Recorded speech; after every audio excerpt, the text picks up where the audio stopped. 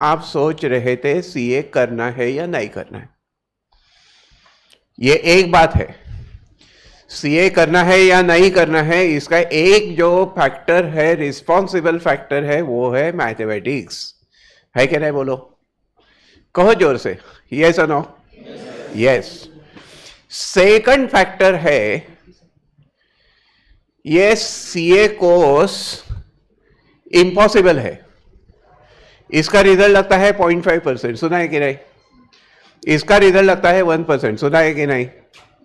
और अगर 0.5% और 1% ही रिजल्ट लगता है तो मेरा क्या होगा। और इसलिए अगर ये सीए के एडमिशन कोर्स को लेना है तो ये क्या ख्याल होता है, करके देखेंगे, क्योंकि दूसरा करने के लिए कुछ नहीं है। करके देखेंगे, होता है क्या देखेंगे, होता है कि नहीं ऐसा।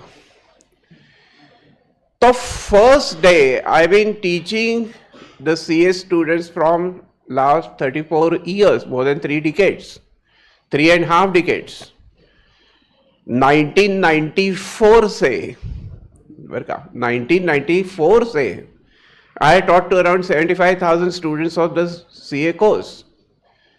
5,000 plus students of mine have become the successful chartered accountants. तब से लेकर आज तक जब पहला लेक्चर होता है किसी भी बैच में, तो मन में एक डर होता है, मन में एक कंफ्यूजन होता है। कंफ्यूजन 2-3 चीजों के बारे में होता है। पहला जो कंफ्यूजन होता है कि हम कॉमर्स का ये सही किया या गलत किया। Because many friends of you who were there with you in your 10th standard class, 9th standard class in your school, they opted for going to the science stream. They might have got now admissions, they will be getting the admissions to the CET, through CET to engineering, through JEE to the IITs, some of them, through NEET to medical, MBBS. And I am in the commerce class. Have I taken a right decision? ये आपके सामने एक question students के सामने generally होता है।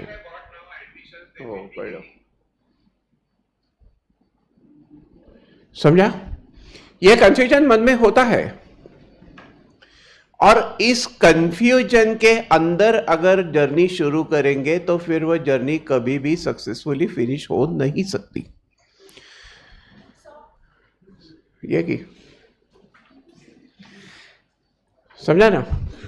तो first of all let us address to this confusion that is there in the minds of the students. Generally students के दिमाग में जो भी कंफ्यूजन होता है उसको पहले एड्रेस करेंगे। My dear all,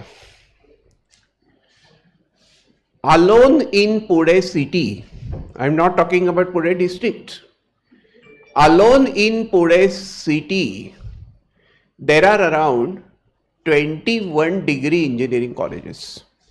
Degree engineering colleges, berka.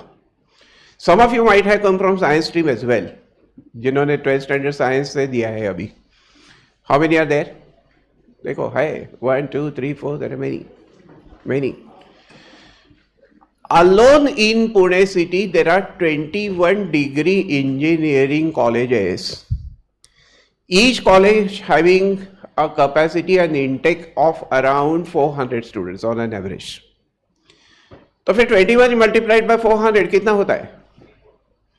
So more than 8,000 students get admission to degree engineering to the BE course only in Pune city. से पुणे सिटी के अंदर 8,000 से ज्यादा स्टूडेंट्स को इंजीनियरिंग कॉलेज में एडमिशन मिलती है। If you consider Pune district, if you consider Maharashtra as the state, if you consider India as the whole country, there are around 17 lakh seats for the degree engineering colleges for the degree of what? BE. IIT is apart, IIT is alag.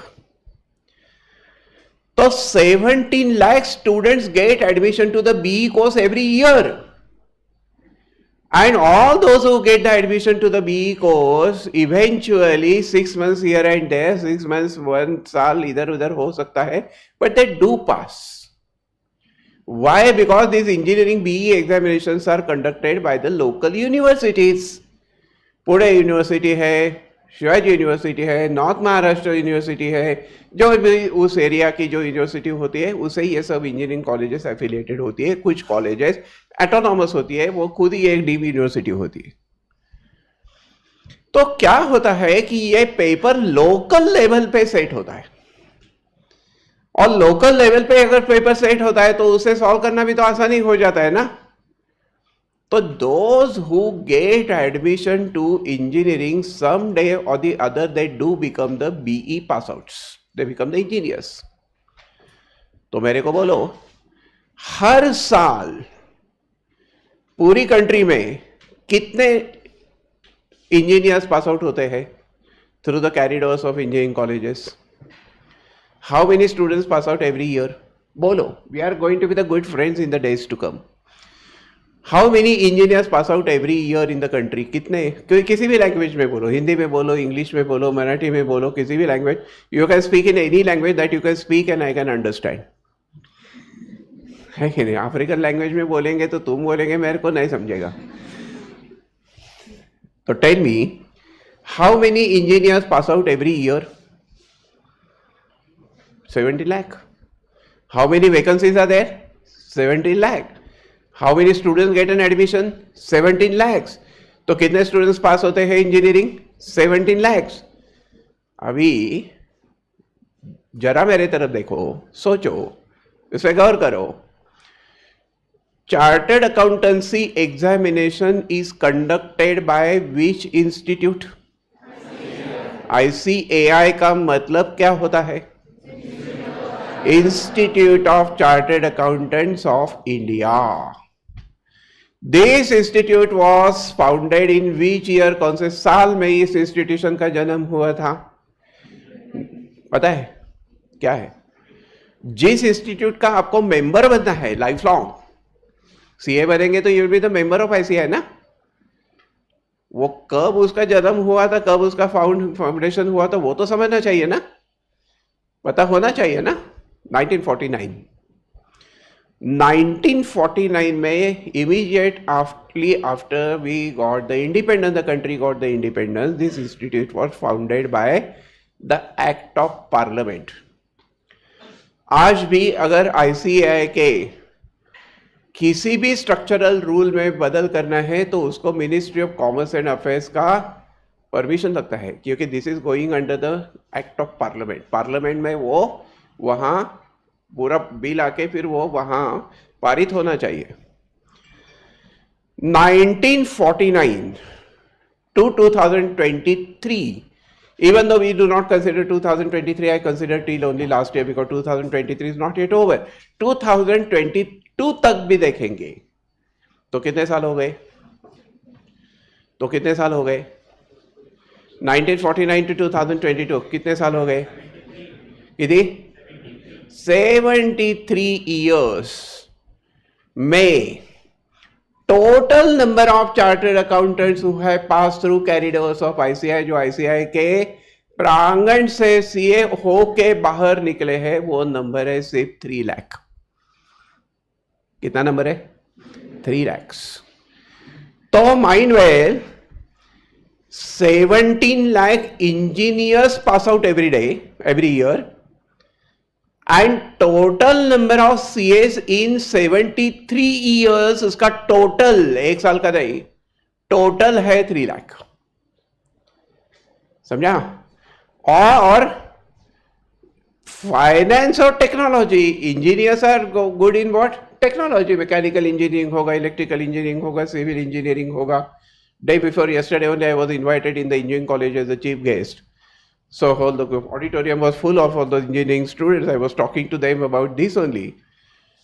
So technology is one wheel of the corporate. Corporate का एक जो चक्का है वो किसका है? Technology का है, और दूसरा है फाइनेंस का, है कि नहीं? 1991 में India adopted the free market economy, globalisation, globalised economy. उसके बाद बहुत सारी company, foreign company, they started their manufacturing plants near in India. अभी ये हर इंडस्ट्री को जैसे टेक्नोलॉजिस्ट लगता है, इंजीनियर लगता है, टेक्नोक्रेट लगता है, उसी तरीके से उनको क्या लगता है, फाइनेंस एक्सपर्ट लगता है। क्योंकि कंपनी शुरू करना है तो वो लोन प्रपोजल कैसे शुरू करना है, तैयार करना है, कैसे बैंक को सबमिट करना है, लोन कैसे मिलाना है, फिर लोन को मतलब वो ये करके फिर फॉरेन को कैसे भाग जाना है, इंग्लैंड में कैसे भाग जाना है, ये सब कुछ सीए बताएगा ना, बराबर ना। तो फाइनेंस एक्सपर्ट की जरूरत होती। तो इंजीनियर्स एंड चार्टर्ड अकाउंटेंट्स, ये दोनों की रिक्वायरमेंट और ये दोनों की डिमांड सेम है, नंबर सेम है। तो अभी मेरे को बोलो, नंबर मतलब डिमांड रिमेनिंग सेम। इंजीनियरिंग में सप्लाई कितना है? इंजीनियरिंग में सप्लाई कितना है? 17 लाख एवरी ईयर। और सीए में टोटल सप्लाई कितना है?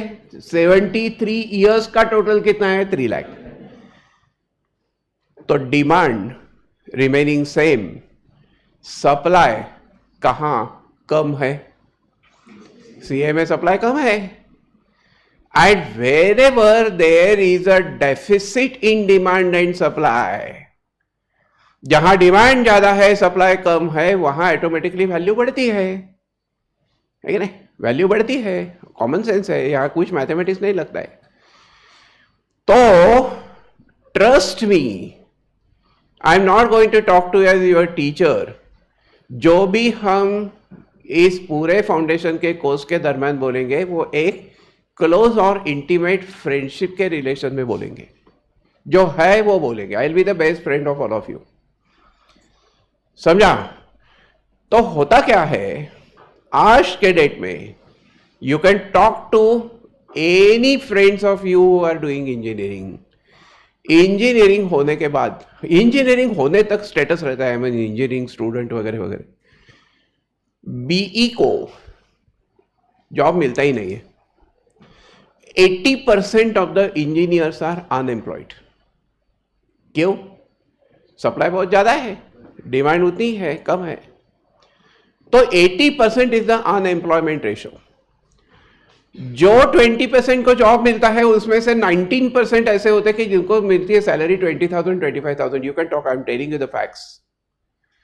20,000 25,000 से ज्यादा सैलरी मिलती नहीं है। मेरे ड्राइवर की सैलरी है 25,000, समझा क्या? मेरे ड्राइवर की सैलरी है 25,000 और मैकेनिकल इंजीनियर की सैलरी भी होती है 25,000 से स्टार्ट होती है, 20,000 से भी स्टार्ट होती है, even in the software industries.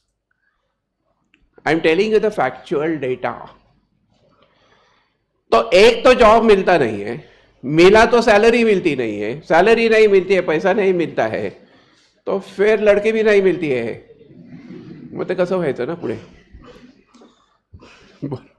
Correct ना? तो होता क्या है फिर, ये 80% जिनको जॉब मिलता नहीं वो क्या करते हैं? They are left with 2 choices. एक तो एमबीए के लिए जाते, नहीं तो यूएस जाके एमएस करते हैं, फिर यूएस में जाके एमएस करने के बाद फिर अनएम्प्लॉयड होते हैं। तो instead of being be unemployed they become MS unemployed. I am telling you the fact. Job मिलते नहीं है अभी अमेरिका में भी, एमएस के क्वालिफिकेशन के बावजूद जॉब नहीं मिलते, और जॉब मिला भी तो वहां रहने नहीं देते हैं, जो बोलते कि नहीं रह सकते, अभी जाओ अपने अपने कंट्री में, वीजा मिलता नहीं है। ये फैक्ट है माय डियर ऑल।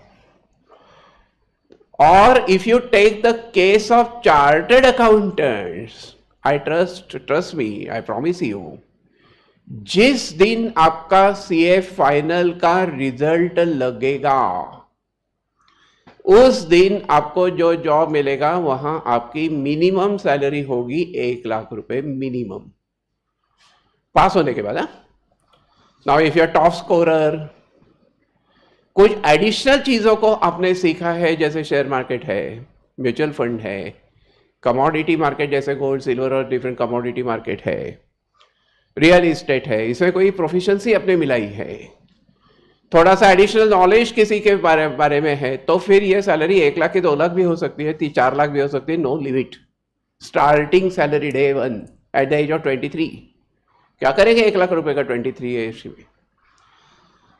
और आपको अगर 75,000 ही मिला तो बाकी बचा 25,000 आप मेरे से ले सकते हैं, लेकिन 2 लाख मिला तो 1 लाख मेरे को वापस करना पड़ेगा। डील?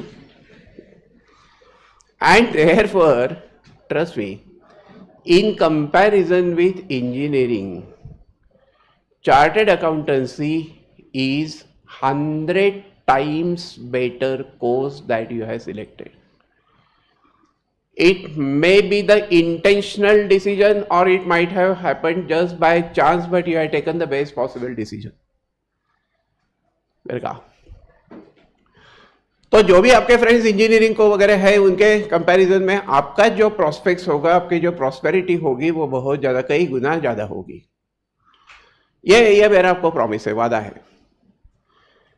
फिर consider the case of the medical students. MBBS को एडमिशन मिलना यही मुश्किल होता है, वो नीट देना पड़ता है आणि ते नीट द्यावी लागते, नुसतं नाही चालत, नीट द्यावी लागते। और उसके लिए माइंड यू वेल 8 स्टैंडर्ड से स्टूडेंट्स प्रिपरेशन करते हैं कि नहीं बोलो? 8 स्टैंडर्ड 9 स्टैंडर्ड से क्लास को जाते हैं कि नहीं बोलो? और तुम कभी गए थे क्या ऐसे किसी क्लास को? नहीं गए थे। अभी आए पहली बार किसी क्लास में, सीरियस प्रोफेशनल क्लास में, बराबर ना? तो वहां से 8 स्टैंडर्ड से फिर एफर्ट्स लेके बाद में अगर मेडिकल को एडमिशन मिल भी गई, समझो, तो भी उसको खर्चा कितना आता है देखो। करेक्ट ना? गवर्नमेंट कॉलेज से भी अगर आपको एमबीबीएस करना है तो you require not less than 40-50 lakh rupees. तो ये तो हो गया खर्चे के बारे में। फिर एमबीबीएस होते हैं, बट एमबीबीएस ला कुत्र पण विचारत नाही, कारण कुत्र्याचे डॉक्टर वेगळे असतात।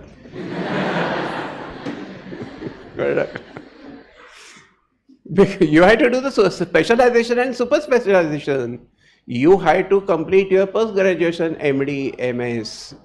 उसके बाद आपको करना है सुपर स्पेशलाइजेशन, डीएम बोलते हैं। आपको ब्रेन का एक्सपर्ट होना है, आपको हार्ट का एक्सपर्ट होना है। हार्ट का एक्सपर्ट तो आप हो सकते नहीं, क्योंकि तब तक किसी को हार्ट दिया होता है ऑलरेडी।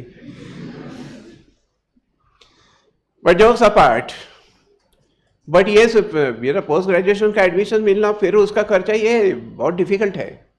और इतना सब कुछ करने के बाद अगर एमडी एमएस बन भी गए तो खुद का हॉस्पिटल शुरू करना पड़ेगा। आज किसी भी सिटी में, छोटी सिटी हो, आपको अगर हॉस्पिटल शुरू करना है तो it's a matter of not less than few crore of rupees. और इतना से पैसा डाल के वो हॉस्पिटल शुरू भी करेंगे और ब्यूटीफुल रिसेप्शनिस्ट को अपॉइंट भी करेंगे, तो भी पेशेंट आते ही नहीं, because the patients want the renowned doctors, patients want the corporate doctor hospitals, like big hospitals like we have in India and everywhere, क्योंकि वहां सब कुछ एक जगह मिलता है, सब टेस्ट एक जगह होते हैं, बहुत सारे फैक्टर्स हैं, तो पेशेंट आते नहीं हैं। और जब तक आपको नेम एंड फेम मिलता है, रेपुटेशन मिलता है, your age will be not less than 35 years. तो जब पैसा मिलना शुरू होता है तो कौन से एज में होता है? 35 एज में। 35 के बाद में पैसा लेके क्या करेंगे ना? Chartered accountant, if you become, you will start earning the money at the age of 23 समझा? तो even in comparison with, I am talking about prospects point of view. Liking है तो बात अलग है, लेकिन जॉब अपॉर्चुनिटीज और जो मिलने वाला पैसा है उसके अगर एंगल से देखेंगे तो you are going to have a career far better than those of engineers और डॉक्टर्स। तो आपने वो कॉमर्स का आने का, साइंस को छोड़ के जो डिसीजन लिया था 10th स्टैंडर्ड के बाद, और कोई स्टूडेंट्स ने 12th स्टैंडर्ड के बाद, I promise you and you have to believe me, that is the possibly best decision that you have taken. क्योंकि सीए करेंगे तो जॉब तो मिलेगा, लेकिन जॉब करना ही कंपल्सरी नहीं है। You can have your practice, self employment जिसको बोलते हैं। अब ये दोनों में थोड़ा सा फर्क होता है। प्रैक्टिस करेंगे तो क्या होता है, आपको मेहनत करनी पड़ेगी, वो क्लाइंट्स को लाना पड़ेगा, फिर वो बिजनेस बढ़ाना पड़ेगा, उसको कुछ साल लगते हैं। और किसी कॉर्पोरेट में, इंडस्ट्री में जाएंगे एज ए जॉब, तो फिर आपको क्या है, वो पूरा ग्लैमरस लाइफ होता है ना। कंपनी आपको कहीं भी भेजेगी तो 5 स्टार 7 स्टार होटल में रहने की आपकी अरेंजमेंट होगी। आप वो एयर से जाएंगे, एसटी बस से नहीं जाएंगे, है कि नहीं? और उसका सब पैसा कौन बेयर करेगा? कंपनी बेयर करेगी। और प्रैक्टिस शुरू करेंगे तो फिर क्या होगा, एसटी बस से जाना पड़ेगा। फिर कुछ साल बाद ये होगा, प्रैक्टिस जब सेट होती है तो आप खुद के पैसों से ये सब कर सकेंगे। कंपनी के किसी भी दया के बेसिस पे ये नहीं होने वाला, आप खुद कैपेबल होंगे। तो प्रैक्टिस का एक बहुत सारा अच्छा ऑप्शन आपके पास खुला होगा अगर आप सीए बनेंगे। जैसे डॉक्टर खुद का क्लिनिक शुरू करता है और एडवोकेट खुद का ऑफिस शुरू करता है, वैसे आप भी आपका कंसल्टेंसी शुरू कर सकते हैं। तो CA course is a versatile course. Versatility का मतलब उसके बहुत सारे डायमेंशंस होते हैं, बहुत सारे पहलू होते हैं, आप कुछ भी कर सकते हैं। So many students of mine, 34 years में, I am the founder of this Hackathon Academy. तो 34 years में कितने students ऐसे सांगू का एकदा, once what happened, I had been to Mauritius with my wife, वेलका। और वो मॉरिशस के वो पूरे माहौल में, I was there on the airport, वो पूरा अटायर भी वैसा ही था, कपड़े विपड़े वैसे ही पहने थे, बीच वेयर। और फिर one air hostess came and she touch my feet म्हणजे नमस्कार केला, नाही तर म्हणाल काय कुठला फूट टच केला अभी। आई डिडंट रिकॉग्नाइज हर ना, तो मेरे को थोड़ा सरप्राइज हो गया ये क्या। तो मैंने उसको पूछा, शी सेड सर मी मला ओळखलं नाहीत का? म्हटलं नाही ओळखलं by. She said sir I am Rasika.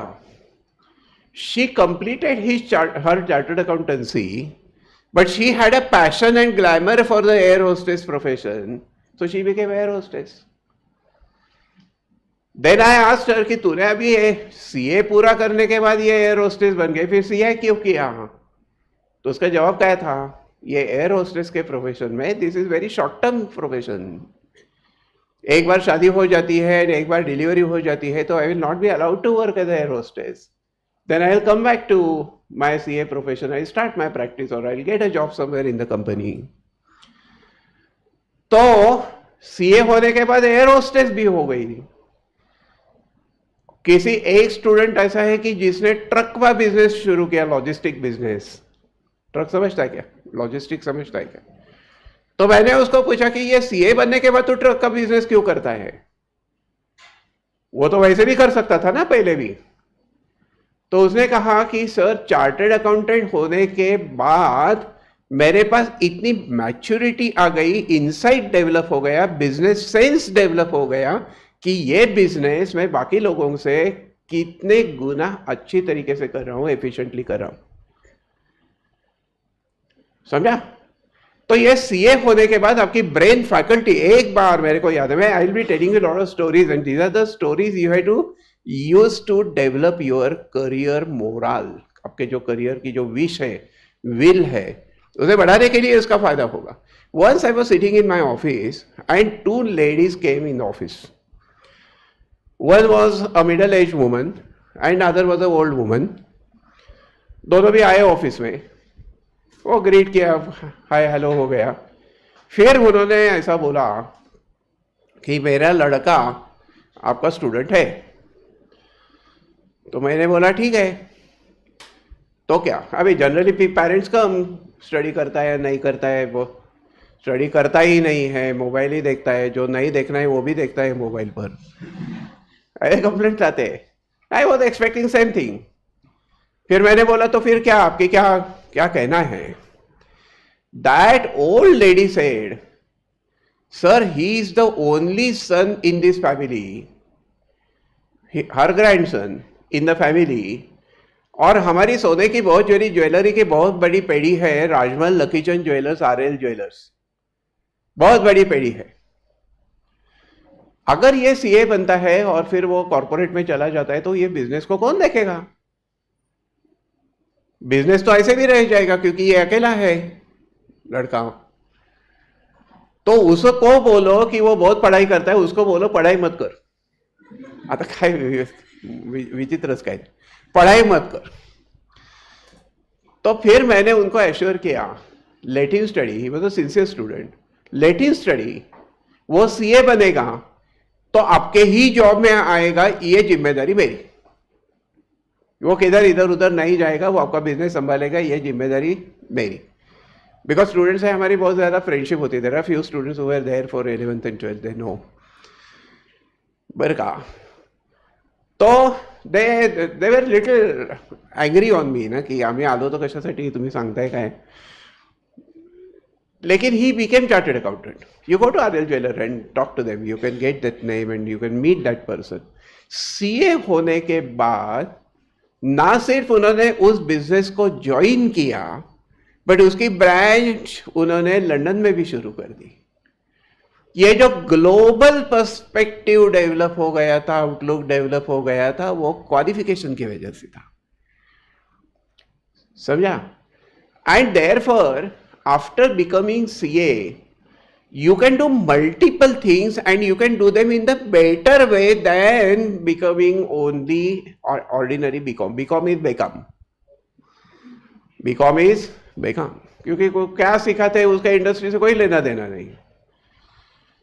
But CA होने के बाद आपकी ये एबिलिटी बढ़ेगी, कैपेसिटी बढ़ेगी, फिर आपको अच्छे जॉब्स मिलेंगे, फिर आप आपको प्रैक्टिस शुरू कर सकेंगे, आपके पास अथॉरिटी होगी। Your one signature will make the financial statement of that company a valid document.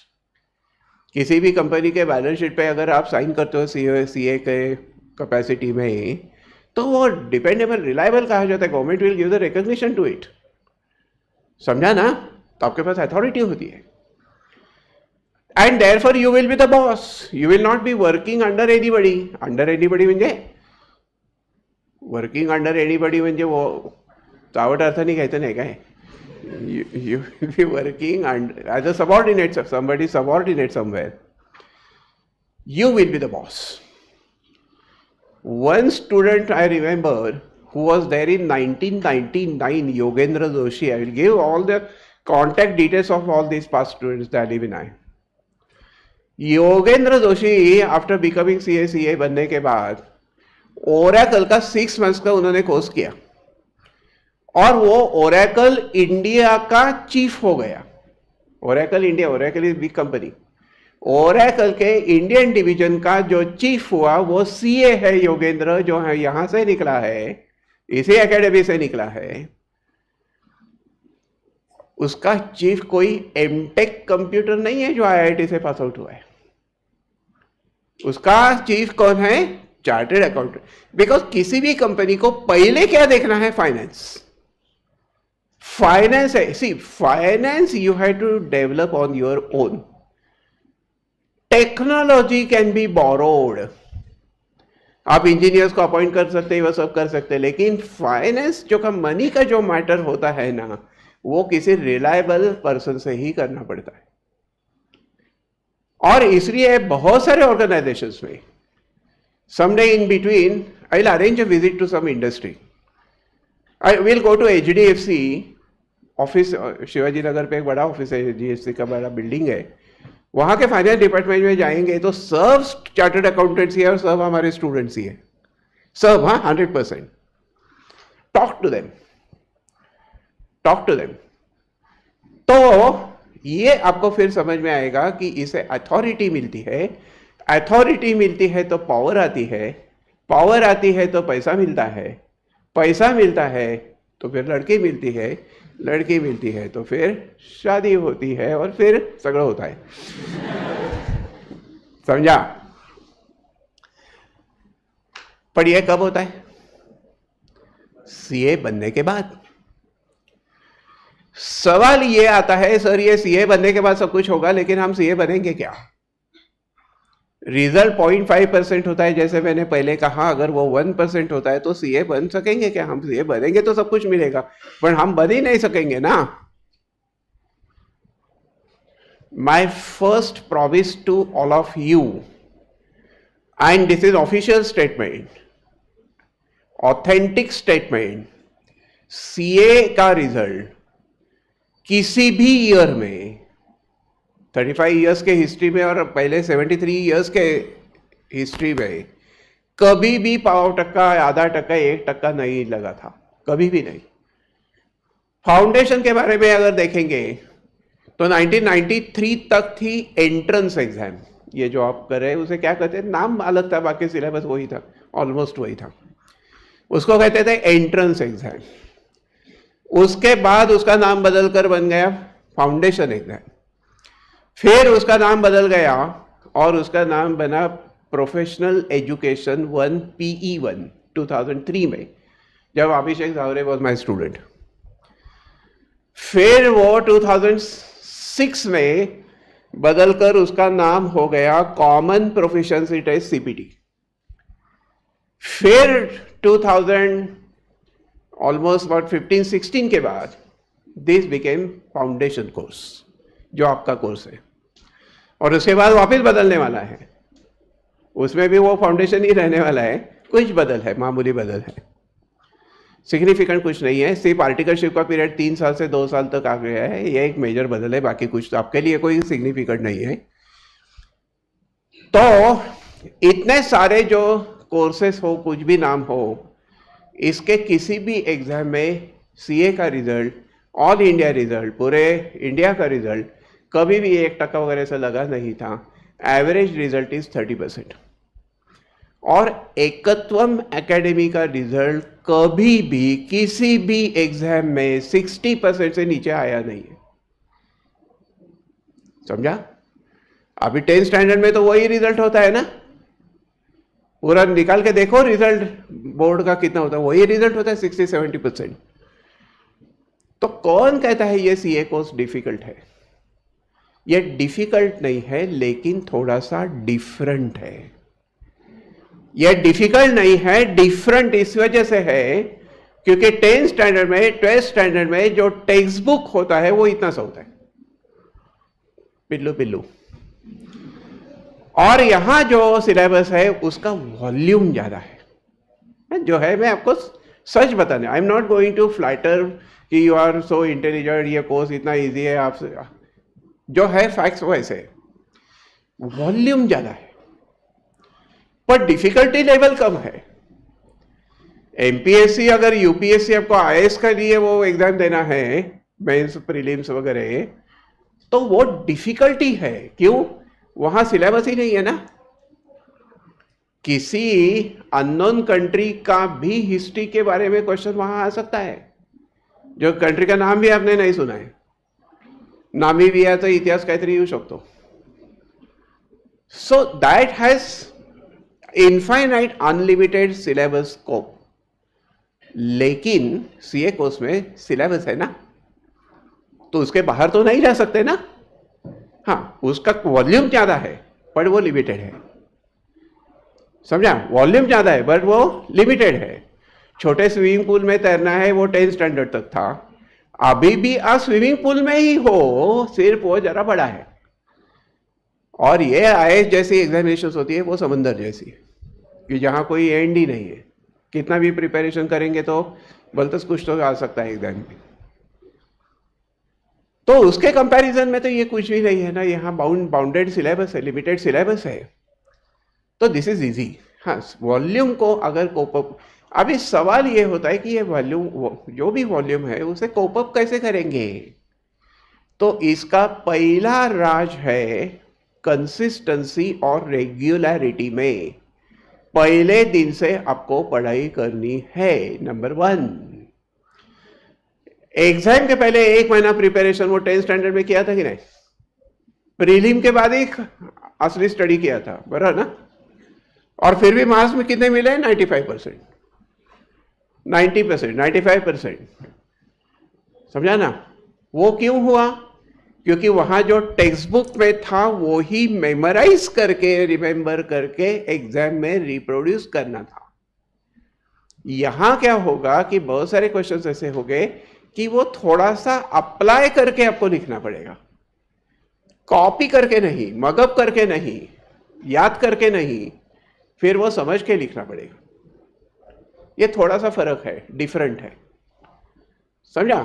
तो वॉल्यूम को ज्यादा है तो कैसे मेकअप करेंगे? First thing is that regularity. Second जो फैक्टर है वो ऐसा है, जो भी स्टडी करेंगे उसका प्रैक्टिकल एप्लीकेशन आपको देखना पड़ेगा। आपने मैथमेटिक्स के सिलेबस में, I will be coming to mathematics later on, क्योंकि वो आपके बहुत सारे लोगों का कंसर्न है, ये क्या है। आपने यहां सब अप्लाइड चैप्टर्स है। For example there is a chapter called index number.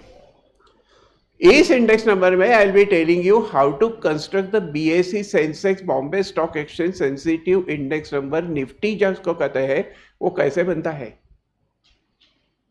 ये बीएसई सेंसेक्स ऊपर गया नीचे गया, निफ्टी ऊपर गया नीचे गया, हर एवरीडे डे न्यूज में आता है। वो कैसे होता है? उसका मतलब क्या? ऊपर गया म्हणजे कहाँ गया, और नीचे गया मतलब कहाँ गया, क्यों हुआ, ये अपने को सीखना है सिलेबस में। समझा? तो इसका डायरेक्ट एप्लीकेशन है ना। अपने को थ्योरी सीखनी है रिग्रेशन, जिसके सहारे तुम प्रेडिक्शन कर सकते हो 2024 में रेंज कितना होगा। अगर लास्ट 20 इयर्स का डेटा दिया, इंफॉर्मेशन दी, तो उसके सहारे ये प्रेडिक्शन कैसे कर सकते हैं। That is there in our syllabus. बेरका, अगर कोई डिसीजन लेना है, समझो मेरे को डिसीजन लेना है, मैंने एक स्टॉल लिया यहाँ प्रेस्टीज पॉइंट में या इंदुलर कॉम्प्लेक्स है कहीं जो, तो भी एकतोम एकेडमी के 3 प्रीमाइसेस है। पहले ही दिन मैं आपको बोलता हूँ, स्टडी करने के लिए 3 प्रीमाइसेस में से किसी भी प्रीमाइस में, कैंपस में, किसी भी क्लासरूम में जाके आप पढ़ाई कर सकते हो। समझा? आपको जो नियर बाय प्लेस है, कन्वीनियंट प्लेस है, वहां जाके आप खुले दिल से वो क्लास में पढ़ाई कर सकते हो, नो प्रॉब्लम एट ऑल। ये एकतोम एकेडमी एक फैमिली जैसी है और आपको जितना भी सपोर्ट चाहिए वो आपको मिलेगा। We are not the commercial people, we are not the business people. हमने 34 इयर्स में इतना मिला है, हमें प्यार मिला है स्टूडेंट से, पैसा तो मिला ही है लेकिन प्यार मिला है, तो ये कमर्शियल व्यू यहाँ नहीं है। We will be like your second parents. Those are outstation students will be your parents away from parents. तो आपको जो भी सपोर्ट चाहिए, स्टडी करना है, क्लासरूम में बैठना है, तो you are allowed, no problem. 30 तो लेकिन ये करो, हमारा कहना क्या है, करो, और आप करेंगे ये तो आपकी जिम्मेदारी। That I will talk about that later on. But अगर ये करना है तो फर्स्ट थिंग क्या चाहिए? रेगुलरिटी। सेकंड थिंग क्या चाहिए? क्या बोला हमने? सेकंड थिंग तो एप्लीकेशन पॉइंट ऑफ व्यू से स्टडी होनी चाहिए, कंसेप्चुअली होना चाहिए। सिर्फ मगअप करके एग्जाम ओरिएंटेड अप्रोच लेके कोई भी मेलोड्रामेटिक ऐसे गाने भी नहीं बोल के, गाने बोलेंगे, बोलने के लिए कुछ नहीं है, compose myself many songs and those all are चावट का। पर वो इसके लिए हम यहां नहीं आए हैं ना, वो कभी कभार ठीक है, लेकिन वही एंटरटेनमेंट अम्यूजमेंट में रहेंगे तो पास कैसे हो गए। कंसेप्ट सीखने के लिए ये एकतोम एकेडमी में आप आए हो तो अलग फैक्टर आपको ये महसूस होगा। एंड आई मीन इट, बर का, उगे सांगण्यासाठी नहीं, सिर्फ बोलने के लिए नहीं, ये this you will feel and experience. You can talk to the students around. Every year this academy has more than 2000 students in the campus. Online different, अलग। तो क्या कहने का मतलब है, ये एनालिटिकल अप्रोच डेवलप होना चाहिए, एप्लीकेशन अप्रोच डेवलप होना चाहिए। तीसरी बात सबसे इंपॉर्टेंट है, आपके दिल में एक चिंगारी होनी चाहिए। There has to be a spark in your mind and your heart. मुझे बनना है, सीए का रिजल्ट 1% है, ठीक है, मैं उस 1% में बिलोंग करूंगा। I will not belong to rest 99% who fail. Only those can fly who think they can. वो बर्ड्स होते हैं कि नहीं, उसको पकड़ने के लिए वो नेट डालता है ना, वो पकड़ने वाला। फिर वो बर्ड्स को लगता है कि ये नेट अभी डाला है तो हम पकड़े गए। लेकिन एक बर्ड उसमें से बोलता है कि हम सब मिलके अगर कोशिश करेंगे हम उड़ सके हैं, ये नेट के साथ उड़ सके, क्योंकि नेट हल्की होती है ना।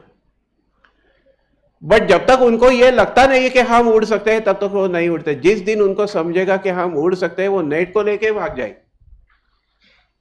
सब उड़ जाएंगे, भाग नहीं जाएंगे, उड़ जाएंगे। समझा?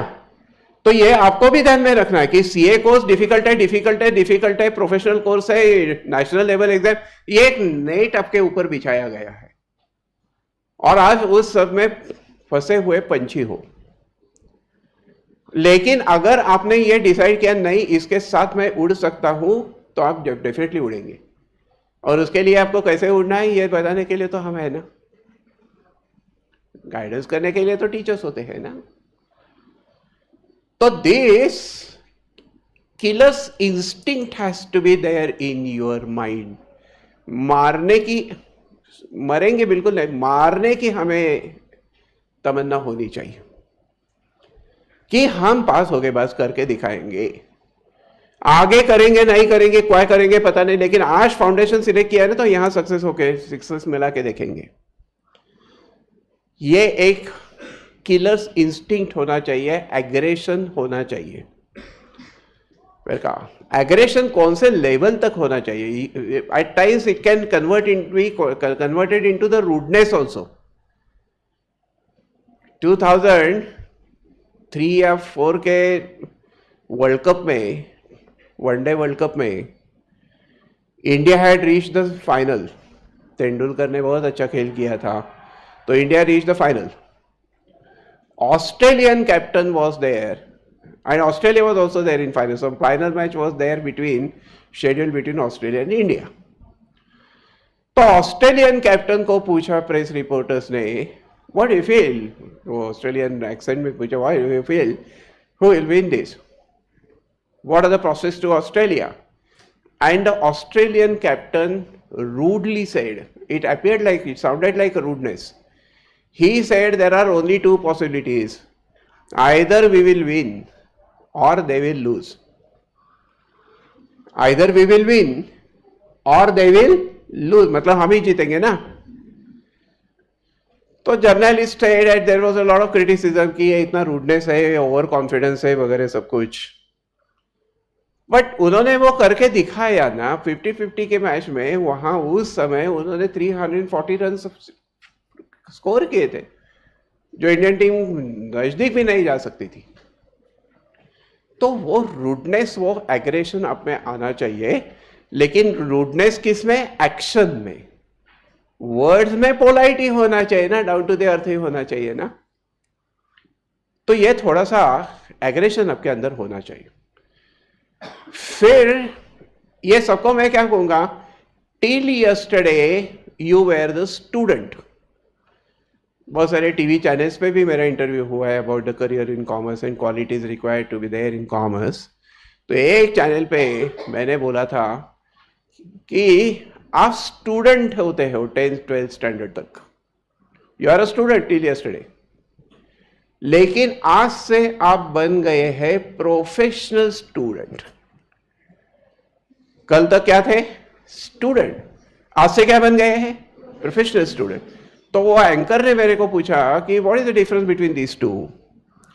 तो मैंने कहा देखो, इमेजिन करो एक सिचुएशन, आप हार्ट सर्जन हो, सीनियर हार्ट सर्जन हो, आपको सर्जरी करनी है एक पेशेंट के ऊपर।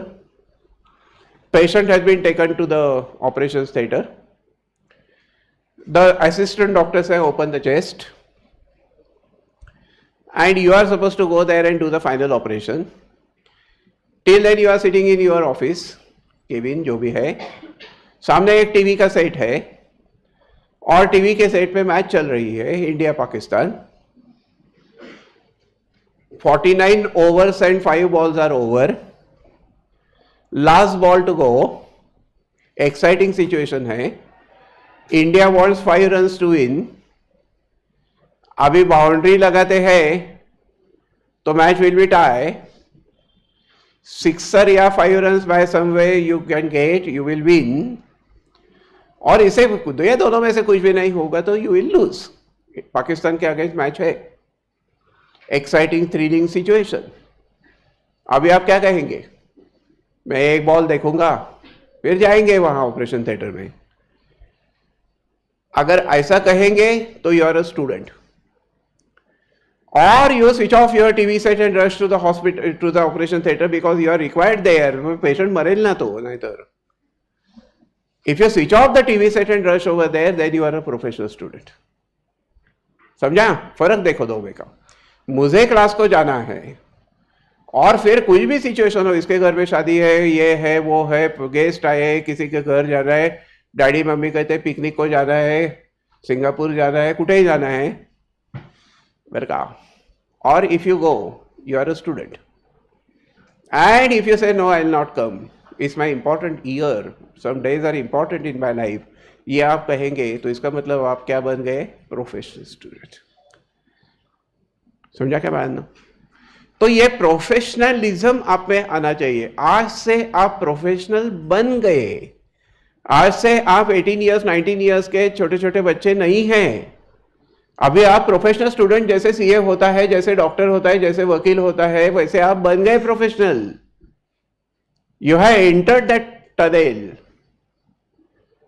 समझा क्या? तो प्रोफेशनल सीए बनने के बाद नहीं बन सकेंगे ना, अभी से बनना पड़ेगा।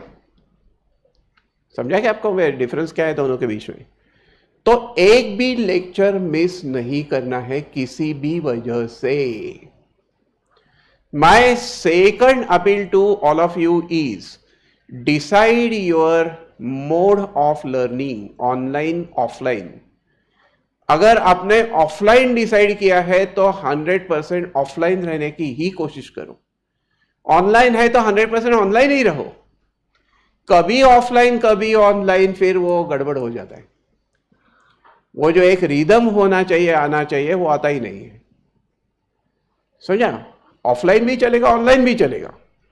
ऑफलाइन आएंगे तो हमारी फ्रेंडशिप होगी ना, ऑनलाइन होगा तो भी फ्रेंडशिप होगी। लेकिन ये दो में फर्क क्या है? In offline lecture I will know your faces but not the names.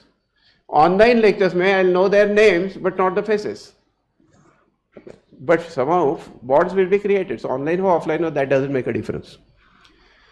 But जो भी डिसाइड किया है वो 100% वही करो। कभी ऑनलाइन कभी ऑफलाइन कभी रिकॉर्डेड। सुबह अगर उठना नहीं है क्लास को आने के लिए तो क्या कहेंगे? मैं ऑनलाइन करूंगा। मम्मी उठाई जगाएगी तो क्या कहेंगे? I will do the online today. फिर ऑनलाइन होता नहीं है, फिर कहेंगे I will see the recorded lecture. और वो रिकॉर्डेड लेक्चर देखना होता ही नहीं है, कभी होता नहीं है। ट्रस्ट मी, रिकॉर्डेड लेक्चर का पर्पज है किसी बाय चांस, किसी एक्सीडेंटली, किसी सिकनेस की वजह से, इलनेस की वजह से वगैरह मिस हुआ हो तो मिलने के लिए वो रिकॉर्डेड लेक्चर है, नंबर 1। नंबर 2, जब वो चैप्टर खत्म होता है तो वापस रिवीजन करने के लिए रिकॉर्डिंग है, पहली बार सीखने के लिए नहीं है। थोड़ा समझ के करो। थोड़ा सा क्या है, ये नए चैलेंजेस इमर्ज हुए कोविड के बाद, तो इसे कैसे अडॉप्ट करना है खुद को, ये समझना जरूरी है। रिकॉर्डेड लेक्चर में देखो, लेकिन वो रिवीजन के लिए देखो। और किसी और day suppose you could not attend the lecture due to unforeseen circumstances, तो फिर आप रिकॉर्डेड लेक्चर देखेंगे तो चलेगा, मिलेगा, हर लेक्चर आपको रिकॉर्डेड मिलेगा। But person to person lecture करना, ऑनलाइन हो या ऑफलाइन हो, ये इंपॉर्टेंट रहेगा। तो एक मोड डिसाइड करो कि ऑनलाइन होगा या ऑफलाइन होगा। समझा? तो ये प्रोफेशनलिज्म की और एक क्वालिटी होगी, that you have to attend the lectures by every means, by all means, in one mode. In what? One mode. The third thing is that you have to understand the structure of this foundation course. कहीं भी कौन सा भी game खेलने के लिए जाते हो तो उस स्पोर्ट के उस गेम के रूल्स पता होना चाहिए कि नहीं।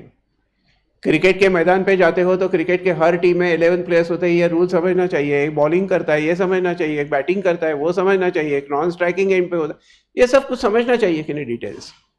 वैसे इस कोर्स के डिटेल को भी आपको समझना है। क्या डिटेल्स है, लगता है पता है, लेकिन वो कंसोलिडेट करना होता है, थोड़ा हैमर करके उसको परफेक्ट करना होता है। Here there are how many papers? 4 papers.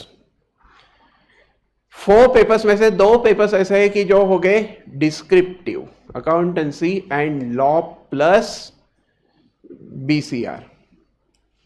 नया सिलेबस आ गया तो बीसीआर जाएगा, अच्छा है ना। उल्टा नया सिलेबस आया तो सब्जेक्ट कम हो गए ना। पेपर 4 है, सब्जेक्ट 6 है, अभी वो चला गया बीसीआर तो और अच्छा हो गया ना, काम सोपा हो गया। Therefore, don't think of that new syllabus. If it comes, we will mold it accordingly. आज की सिचुएशन ऐसी है कि first paper is accounts 100 marks, second one is law plus BCR, ये दोनों भी डिस्क्रिप्टिव पेपर्स है। मैथमेटिक्स में मैथमेटिक्स होता है 40 मार्क का, स्टेटिस्टिक्स होता है 40 मार्क्स का, लॉजिकल रीजनिंग। अभी ये लॉजिकल रीजनिंग क्या है? When meeting was there in ICAI for drafting the syllabus of the CA Foundation, लोगों का आर्ग्यूमेंट ऐसा था कि समझो आपने फाउंडेशन क्लियर किया लेकिन बाई चांस इंटर कर ही नहीं सके, तो फिर क्या होता है? You will remain ordinary BCom ना। वो स्नेक एंड लैडर, वो सांप-सीढ़ी के खेल सर को होते थे कि आप ऊपर ऊपर जाएंगे लेकिन नहीं हुआ तो वापस नीचे आते हैं ना। तो आगे आपको क्या करना है? You can do MBA finance, you can apply for the job in the bank, you can apply for the job in insurance company, you can go for MPSC, you can go for UP। so बहुत सारे options होते हैं आगे, लेकिन उसमें एक common element होता है, वो होता है लॉजिकल रीजनिंग। कैट IIM के लिए आपको देना पड़ेगा कैट। वहाँ भी क्या लगता है? 2 बेसिक सब्जेक्ट्स लगते हैं, one is logical reasoning, other one is the vocabulary, English vocabulary. समझा क्या? अब ये English vocabulary can not be taught, that you have to develop in by your own drive, initiative. English newspaper पढ़ो, जो word समझते नहीं है उसका मीनिंग देखो, उसके लिए मोबाइल है। Mobile phone is not mean for seeing what you should not, mobile phone is should be used to see what you should. तो मीनिंग ढूंढो उसका क्या है। इस तरीके से वोकैबुलरी को एनरिच कर सकते हो।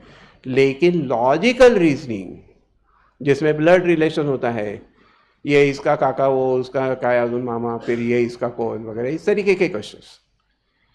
You go southward for 10 meters, then turn to the right and then turn to the left and then turn to again the right and then in which direction are you going? Direction sense test बोलते हैं जिसको। ऐसे logical reasoning का 20 marks है।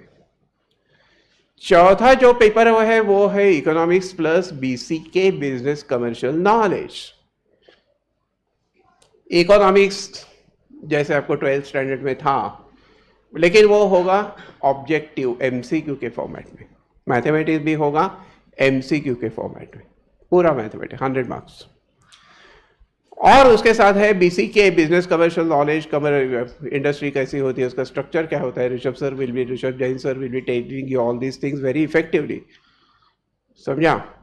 तो 2 papers है descriptive, 2 papers है objective. हर paper की अपनी अपनी एक रिक्वायरमेंट होती है। डिस्क्रिप्टिव पेपर में writing practice is a must.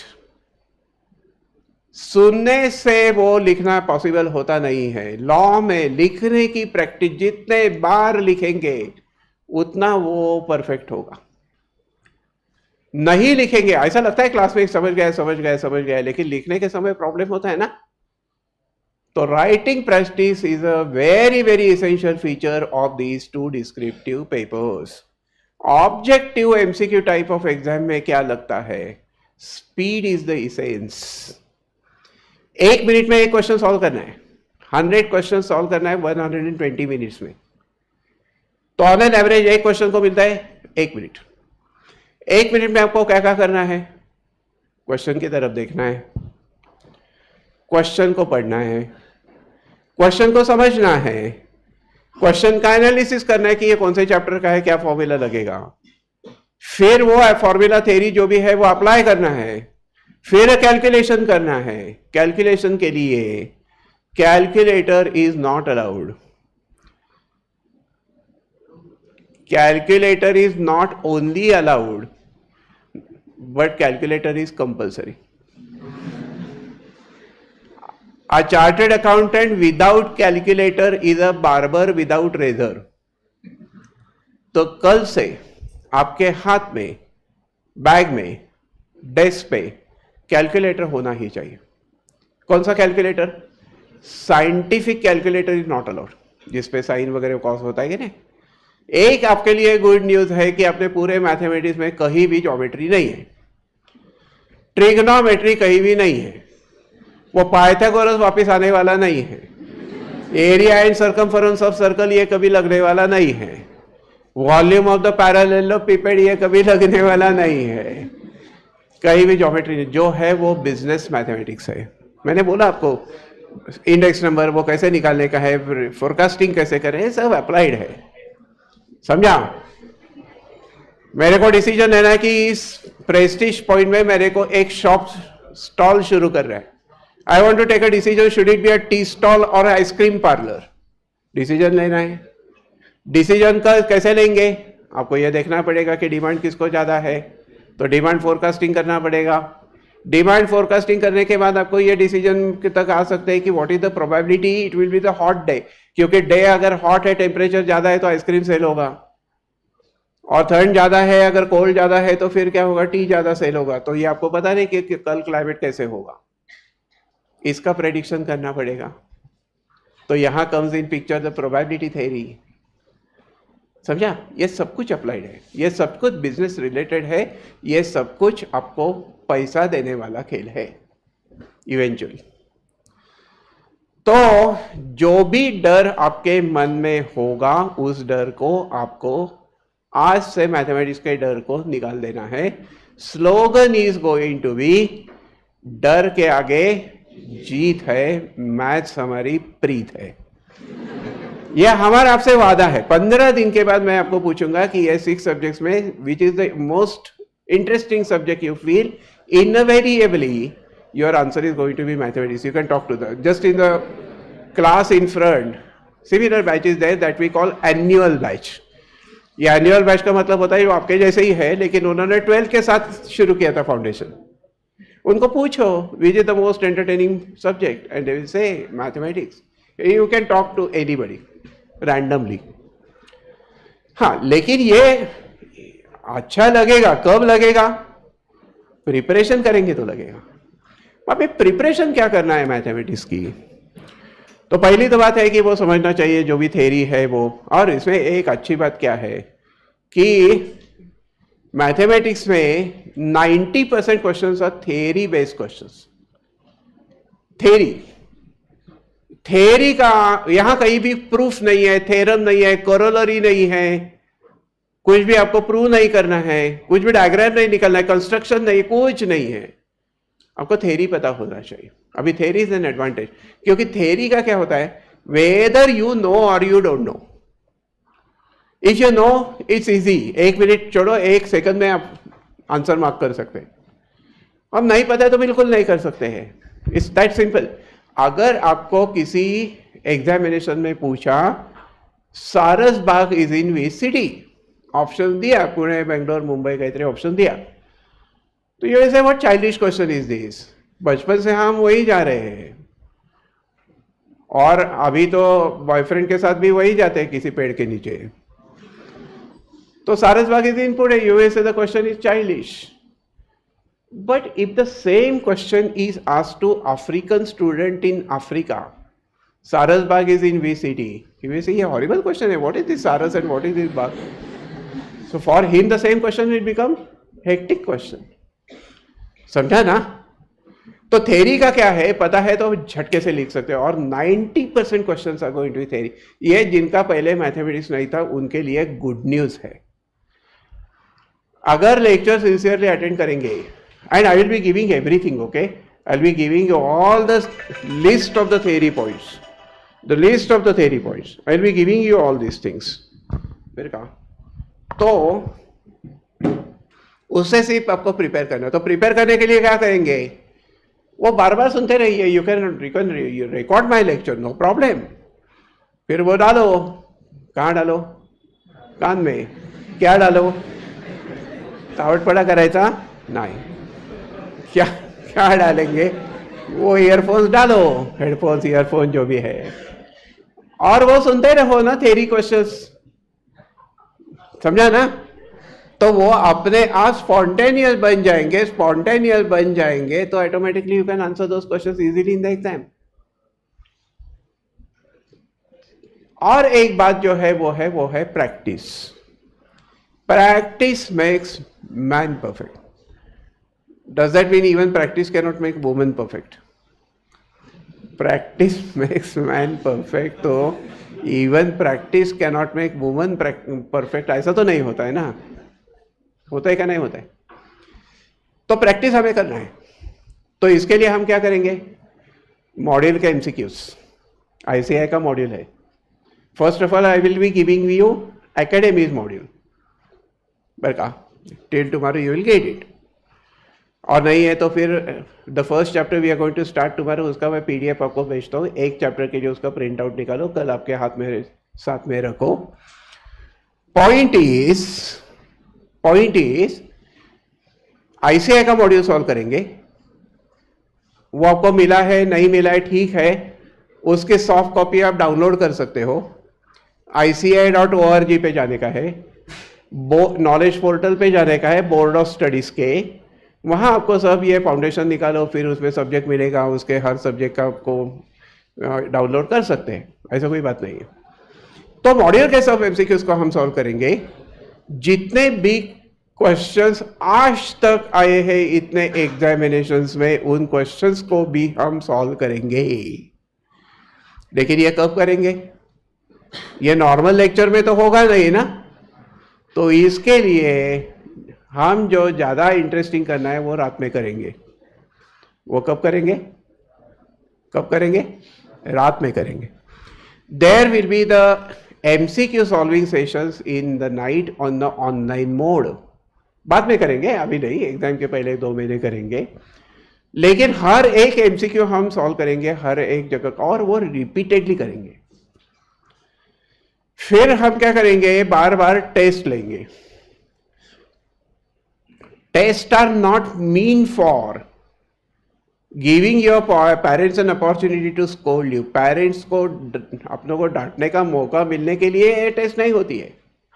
Test की होती है, रिवीजन के लिए होती है, आपको सही ट्रैक पे लाने के लिए होती है। कम मार्क्स मिले तो कोई बात नहीं, लेकिन आपको समझा तो सही कि कम मार्क्स मिले हैं, तो इसकी प्रिपरेशन और करना है, यह समझने के लिए टेस्ट होती है। तो test will be on regular basis, और वो पेपर्स आपको मिलेंगे। मैथमेटिक्स में तो सवाल ही नहीं आता, क्योंकि वो तो OMR शीट रहता है ना, डॉट डॉट सर्कल सर्कल वो करने का है, and computer will check. We have got a software OMR technology, same technology that is there in ICAI, that ICAI uses for checking the papers, वो हमारे पास है। समझा क्या? ये एकेडमी थोड़ा सा डिफरेंट है। We are not commercialised, we are protecting the interest. You can talk to the students every night. We meet at 9:15. we like continue, because अभी ये मई का अटेम्प्ट है ना, जून का, तो ये जून का अटेम्प्ट के लिए वो हम कर रहे हैं रात की प्रैक्टिस, और फिर 2 घंटे लेते हैं रात को, क्या प्रॉब्लम है ना। तो it is like I study with you.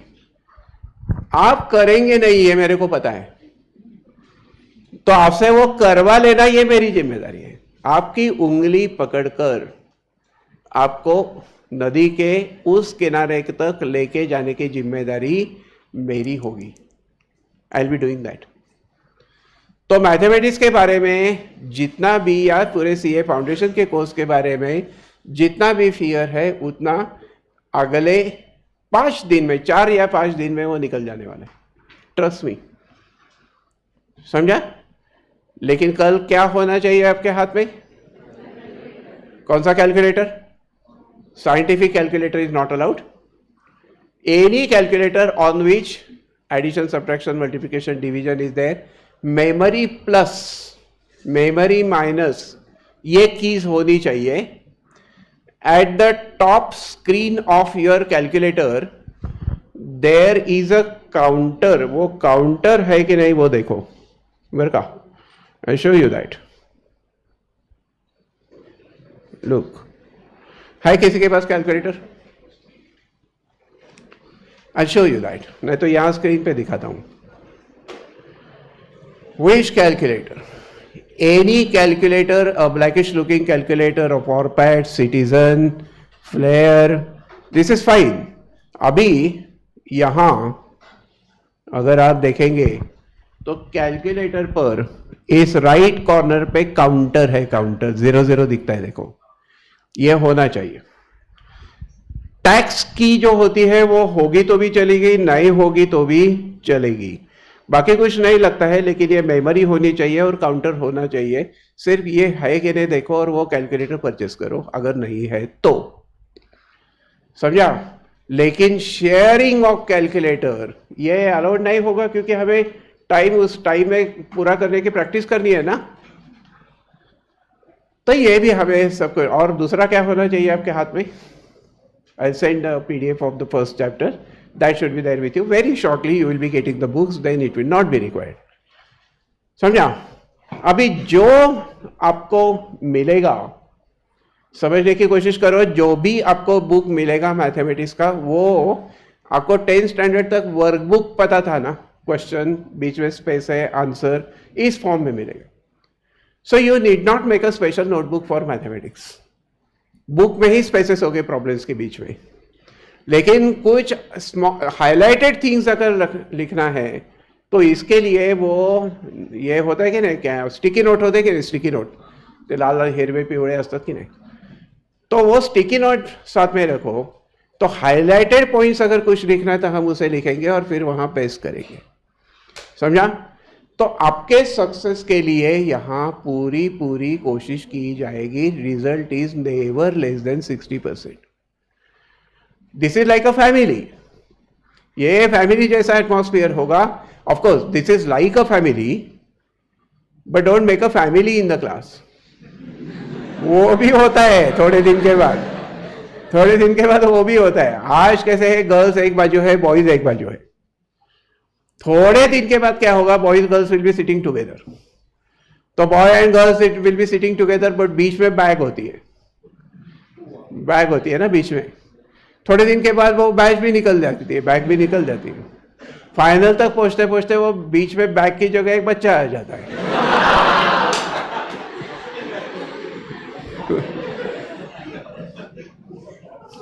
ये होता है. तो काय जो होता है. अभी ये सब कुछ इस तरीके का एटमॉस्फेयर क्लास में होगा. आपको कुछ भी कहना है कहो.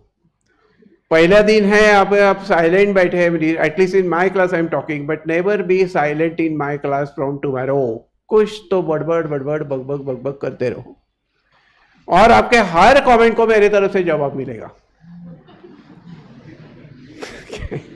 In some batch, I was taking the lecture like this, और एक स्टूडेंट ने एक पेपर स्लिप मेरे तरफ भेजी. वो ऐसे पास होते होते मेरे हाथ में आई.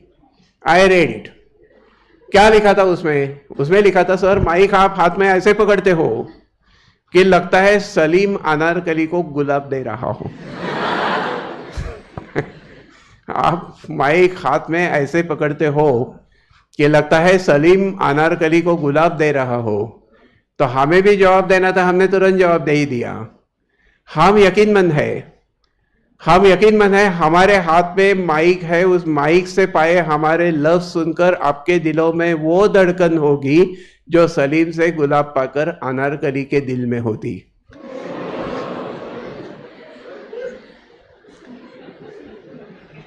चावट पड़ा भी होता रहेगा. अभी यह चावट को हिंदी में और इंग्लिश में कोई प्रॉपर वर्ड नहीं है. ये मराठी वर्ड ही है. समझने के लिए, जिनको भी मराठी बिल्कुल नहीं समझता है, समझने के लिए you can call it a romantic naughtiness. It's not vulgar. उसमें हवस नहीं है. एक नॉटीनेस होता है, मिस्चियसनेस होता है. तो ये भी होगा. अभी यही उम्र है ना चावट पड़ा करने की. बाद में कब करेंगे? 1/8 को ही चावट पड़ा करेंगे ना. 8080 का तो नहीं करेंगे ना, तो वो भी करेंगे, समझा? तो will have a good atmosphere, very friendly atmosphere out there, exciting atmosphere out there in the class. पढ़ाई भी होगी, फन भी होगा, हमारी फ्रेंडशिप भी होगी, समझा? ये सब कुछ ऑल टुगेदर का ये पैकेज होगा फाउंडेशन। और जितने भी स्टूडेंट्स हैं, आपके कोई स्टूडेंट फ्रेंड्स हो, पास्ट स्टूडेंट, उनको पूछो कि ये फाउंडेशन का पीरियड कैसे होता है। Invariably they will tell you foundation का जो पीरियड होता है वो आपकी ज़िंदगी का सबसे बेस्ट पीरियड होता है, क्योंकि यहाँ पढ़ाई भी होती है, कॉन्फिडेंस बिल्डिंग भी होता है और फन भी होता है बहुत सारा, समझा? तो ये सब कुछ करते करते हमें आगे जाना है और फिर एग्जाम में ना सिर्फ सक्सेस में लाना है, पास होना है, but also we have to get a scoring. आप स्कूल में कैसे थे, इसे मेरे को कोई लेना देना नहीं है, क्योंकि स्कूल में क्या होता है कि स्टैंपिंग होता है। जो क्लास में 2-3-4 लड़के होते हैं, स्पेशली लड़कियां होती है, तुड़ी तुगे तागा पड़ा पुड़े पुड़े कर, तो वो टीचर्स के नज़रों में वही शार्प होते हैं, वही मॉनिटर होते हैं, वही स्पोर्ट्स में होते हैं, वही डांस में होते हैं, वही हर जगह होते हैं। बाकी students they keep on looking at the teacher for getting the appreciation. कभी ना कभी टीचर हमारा भी अप्रिसिएशन करेंगे, कभी ना कभी वो हमें भी अच्छा कहेंगे, ऐसा वो कहते रहते हैं, but teachers keep on shouting your hopeless, your नालायक, काय त्यांच्या पालकांना सुद्धा, पॅरेंटना सुद्धा तेच सांगत असतात। तो यह स्टैंपिंग होता है, यह स्टैंपिंग गलत है। You can, you will, you can, you will and you will definitely do it. ये मेरा आपसे वर्ड है। मेरे लिए सब सेम हो गए। कुछ पास 10 स्टूडेंट जो ऐसा लगता है कि ये होशियार है, उनके तरफ देखेंगे और बाकी के तरफ इग्नोर करिए, कभी होने वाला नहीं। In fact I will be more interested in the weakest student in the class. तो जिनका पहले मैथ्स नहीं था, डर बिल्कुल मन में से निकाल दो, समझा? अगर पहले नहीं समझा था कुछ तो भी फाइन, बेसिस आपका नहीं है, स्ट्रांग नहीं है, आपको क्वाड्रेटिक इक्वेशन सॉल्व करना, वो यहाँ एक तो लगता नहीं है, ये सब बिजनेस मैथमेटिक्स है, और कुछ लगता भी है तो भी आई टेल यू ना व्हाट हाउ टू डू। तो ये सब डर निकाल दो। From tomorrow only we are not going to waste a lot of time, because हमें बहुत सारा काम करना है। तो कल से ही हम स्टडी शुरू करेंगे। कैलकुलेटर हाथ में रखो, पीडीएफ हाथ में रखो, इसका प्रिंट आउट हाथ में रखो, और फिर कल हम इसे स्टार्ट करेंगे। ओके? तो प्रॉमिस करो कि दिसंबर में आप सक्सेसफुल ही होने वाले हैं और हम आपके साथ हैं। समझा? हम आपके हैं कौन? हम आपके हैं फ्रेंड। फ्रेंडशिप में सब करेंगे, एंजॉय करेंगे। ओके? तो have a nice time, best of luck for the days to come, months to come. Will meet tomorrow. Okay?